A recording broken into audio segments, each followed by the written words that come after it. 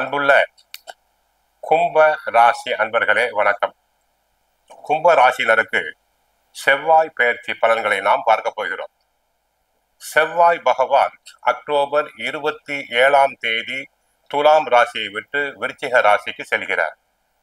December 5 வரை அவர் விருச்சிக ராசியில் சஞ்சாரம் செய்வார். செவ்வாய் 3க்கும் 10க்கும் உரியவர்.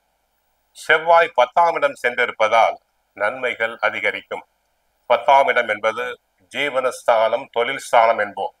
உத்தியோகம் நன்றாக இருக்கும். உத்தியோகத்தில் நன்கு புகழ் பெறுவீர். மற்றவர்களுடைய வேலையையும் சேர்த்து செய்து புகழ் பெறுவீர். புகழ் பாராட்டுதல்கள் கிடைக்கும். உயர் அதிகாரிகள் தங்களை பாராட்டுவர். யாராலும் முடிக்க முடியாத வேலைகளை திறம்பட செய்து நல்ல பெயர் வாங்குவீர். ரியல் எஸ்டேட் துறையில் அமோக லாபம் உண்டு. வீடு மனை வாங்க விற்க உகந்த நேரம். என்றைக்கோ வாங்கி போட்ட இடத்தினை நல்ல விலைக்கு விற்பீர்கள். பில்டிங் கான்ட்ராக்டர்களுக்கு நல்ல வருமானம்.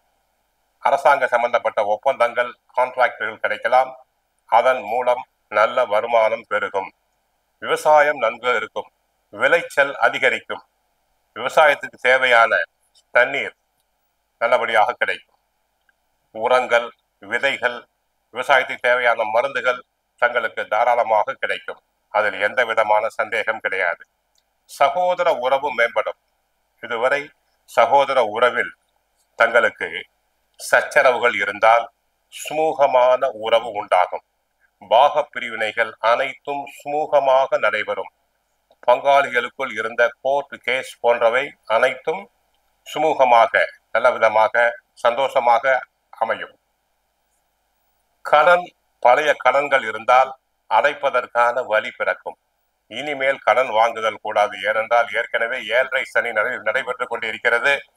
புதிதாக கடன் வாங்க வேண்டாம்.